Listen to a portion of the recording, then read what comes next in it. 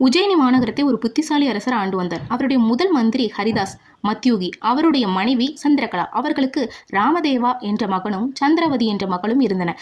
சந்திரவதி பேரழகி. அவளின் அழகு உஜ்ஜயினியில் தொடங்கி அருகிலுள்ள நாடுகளிலும் பரவியிருக்கிறது. இதனை அழகான பெண்ணிற்கு ஒரு நல்ல கணவர் அமைய வேண்டும் என்ற கவலை அவருடைய பெற்றோருக்கும் அண்ணன் ராமதேவாவிற்கும் இருந்தது. சந்திரவதி மனப்பருவம் அடைந்தவுடன் அவள் திருமணத்தை பற்றி குடும்பத்தவர் அவளின் கருத்தை கேட்டனர். நான் நல்ல படித்த அறிவாளியை மனம் செய்து கொள்ள விரும்புகிறேன் என்றாள் சந்திரவதி.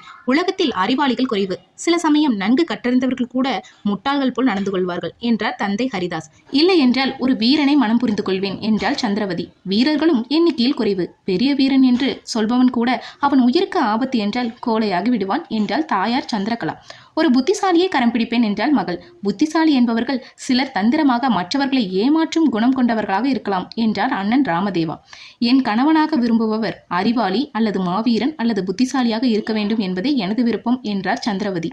உனக்கு ஏற்ற துணைவனை கண்டுபிடிப்பது கடினம் என்றாலும் உன் விருப்பப்படியே எல்லாம் நடக்கும் என்றார்கள் பெற்றோரும் சகோதரனும். ஒருமுறை அரசு உடன்படிக்கை ஒன்றில் கையொப்பமிட அண்டை நாடான மால்காவிற்கு சென்றார் ஹரிதாஸ். அங்கே அவருக்கு எல்லா உதவியும் செய்தான் அர்ஜுன் என்ற அழகான வாலிபன். அவனுடைய நடத்தை, புத்திசாலித்தனம் அவரை கவர்ந்தது. வந்த வேலை முடிந்தவுடன் புறப்படும் முன்னால் அர்ஜுன் தயங்கியபடியே ஹரிதாஸிடம் வந்தான். உங்கள் மகள் பேரழகு என்று கேள்விப்பட்டிருக்கிறேன்.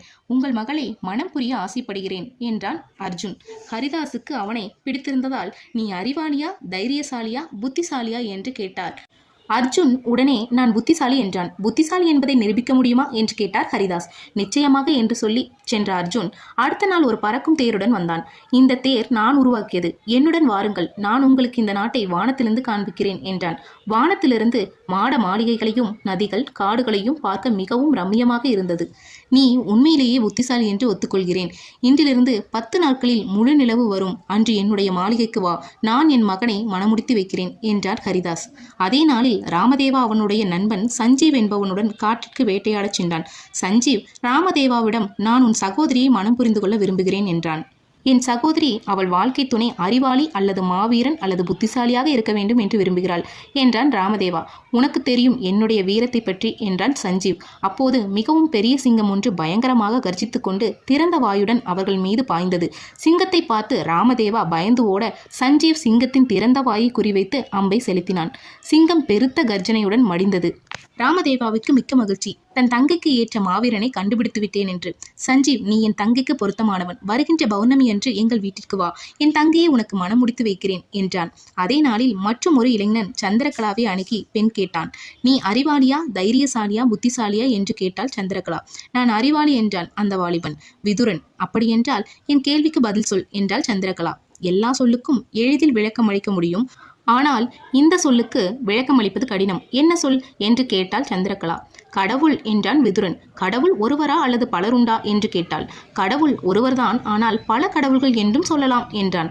எப்படி பல கடவுள்கள் என்றால் சந்திரகலா. உலகில் எத்தனை மனிதர்கள் உள்ளாரோ அத்தனை கடவுளும் உண்டு என்றான் விதுரன். விதுரன் அறிவாளி என்பதை ஒத்துக்கொண்ட சந்திரகலா பௌர்ணமி அன்று மாளிகைக்கு வரும்படியும் அன்று மகளை மனம் செய்து வைப்பதாகவும் கூறினாள். முழு நிலவு வந்தது. சந்திரவதியை கரம் பிடிக்க அர்ஜுன், சஞ்சீவ், விதுரன் மூவரும் முதலமைச்சர் ஹரிதாஸ் மாளிகைக்கு சென்றனர். சந்திரவதி விரும்பிய குணாதிசயங்கள் மூவரிடமும் இருந்தன. யாருக்கு அவளை மனம் செய்து கொடுப்பது என்று குழம்பினார் ஹரிதாஸ். அப்போது நந்தவனத்தில் தோழியருடன் நடந்து கொண்டிருந்த சந்திரவதியை ஒரு அரக்கன் கவர்ந்து சென்று விட்டதாக செய்தி வந்தது. என்ன செய்வது என்று திகைத்து கொண்டிருந்த போது அறிவாளியான விதுரன் யோசித்து பார்த்தால் அரக்கன் தொலைதூரம் தள்ளி மலை மேலே உள்ள கோட்டையில் சந்திரவதியை சிறை வைத்திருக்க வேண்டும் என்றான். அர்ஜுனோ, கவலை வேண்டாம், என்னுடைய புத்தி கூர்மை கொண்டு என்னால் பறக்கும் தேரை உருவாக்க முடியும். அதில் சந்திரவதியை சிறை வைத்திருக்கும் கோட்டைக்கு நான் உங்களை கூட்டிச் செல்கிறேன் என்று புத்திசாலியாக அர்ஜுன் கூறினார். அரக்கனிடம் சண்டையிட்டு சந்திரவதியை அவனிடமிருந்து காப்பாற்றுவேன் என்றான் தைரியசாலி சஞ்சீவ்.